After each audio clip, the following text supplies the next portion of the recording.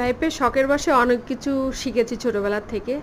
নিজের চেষ্টায় করেছি। আসলে এটা হঠাৎ করে মনে হলো যে যাই একটু গাড়ি চালানো শিখে আসি। তো যশোর টিটিসিতে গেলাম।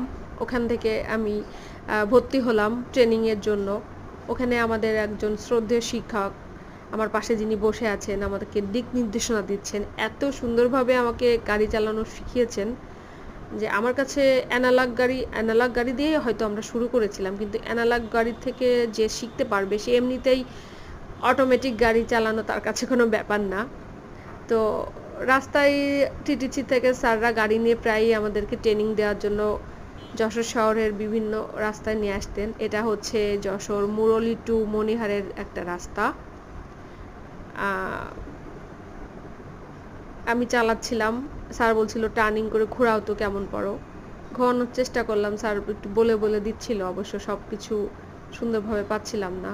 আমি যখন বের হয়ে যাব স্যার বলছিল ডান সাইডে গাড়ি আছে কিনা এটা দেখে বের হও। আলহামদুলিল্লাহ